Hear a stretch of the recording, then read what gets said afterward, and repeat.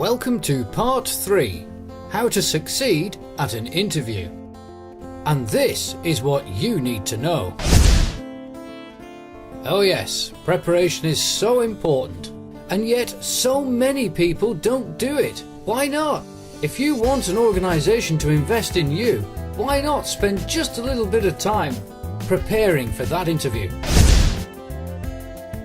A little bit of research can go a long way, so find out as much as you can about the organisation that has invited you for an interview. Who are they? How long have they existed? What do they do? Now make notes, write the notes down, take the notes with you, have them sat on your knee at the interview. Imagine how impressed the interviewer is going to be when he sees that you have got notes on your knee about the business, about the organisation, about the company, about the work. You've done some homework. That's impressive. And it is going to help you later on when we get to the questions. Prepare your own questions to ask at the interview. Yes, this is a two-way interview. You can ask questions too, and you should. But what sort of questions should you ask your prospective employer? Well, what's everybody's favourite subject? The answer is, of course, themselves. So ask your prospective employer about themselves. Ask them about the organisation. You can use the research that you've already done and the notes that you've made to ask and think of more questions at the time. But here are some questions that you can use anyway.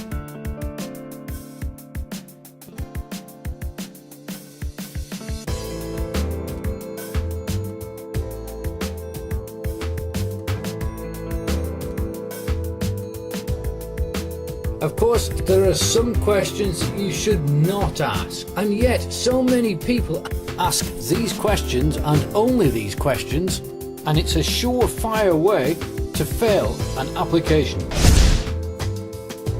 Of course, you do want answers to those questions, but asking them is only going to give the perception that you're in this for you and you only, and that you don't really have any interest in the organisation at all. When you're offered the job because you've been fantastic at the interview, you will find out the answers to all those questions anyway.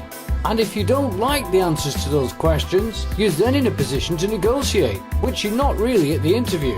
And it's a much better position to be in when you can say, hey, I've been offered a job, but I think I'll turn it down, rather than, hey, I haven't got a job at all. Yes, anticipating questions is important. You must have answers ready.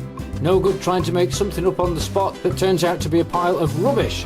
Well, what sort of questions might you be asked? Well, if you gain a good rapport with your interviewer, and you do want a good rapport with the interviewer, that might be difficult to anticipate. But here are some fairly standard and basic questions that you are likely to be asked.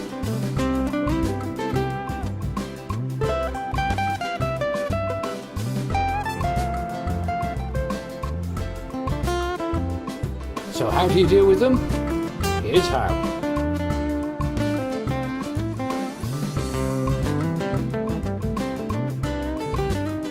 You can use that answer for any of the 4 questions that were asked on the previous screen. And if you've got enough rapport with your interviewer and feel confident enough, you can ask the question straight back again, how do you feel about that? Another huge mistake that is often made is wearing the wrong thing to an interview. Psychologists will say that an employer can make a decision about a prospective applicant within 3 seconds of setting eyes on them. And in some cases that's definitely true, and I'm with the psychologists, I think that's mostly true. It's not impossible to change an employer's mind after that 3 seconds, but it is difficult, so make the right impression from the very beginning.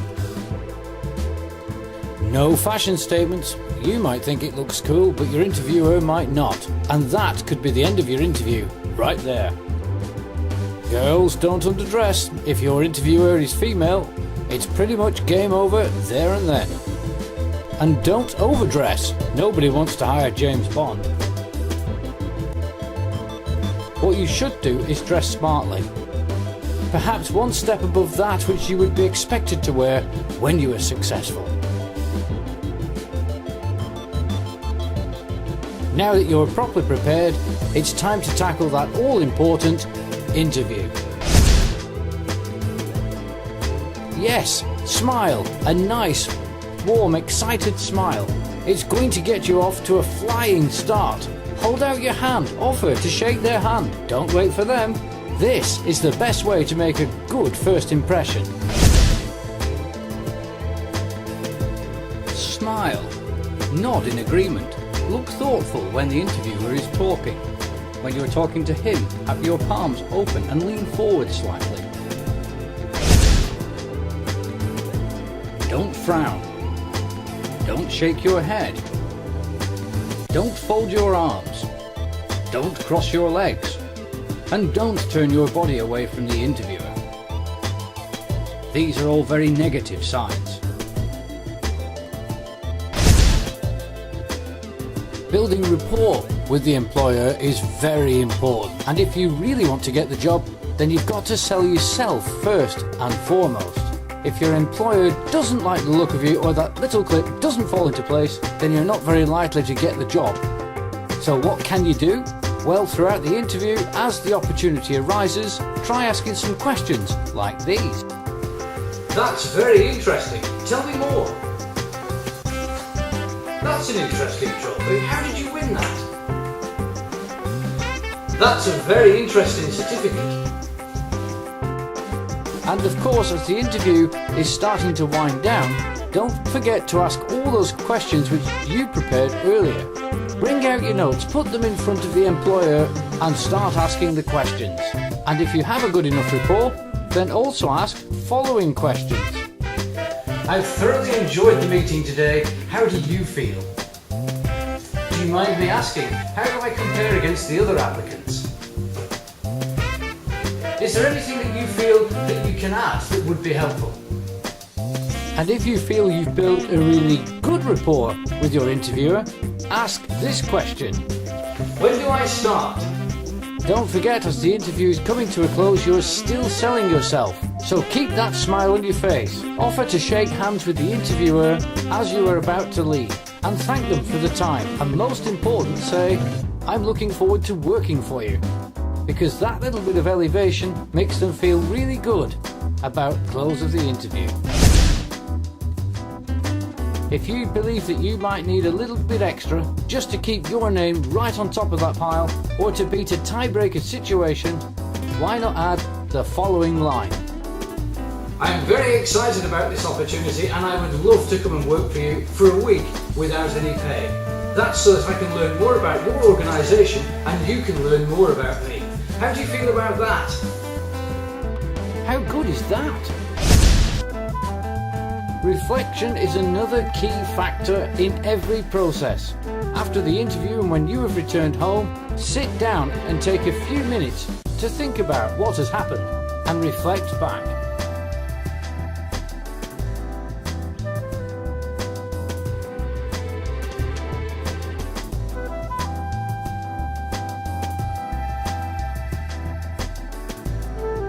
Now you are ready to begin your adventure, to pursue the career that you want, and I wish you the very best. Good luck, enjoy, and have fun.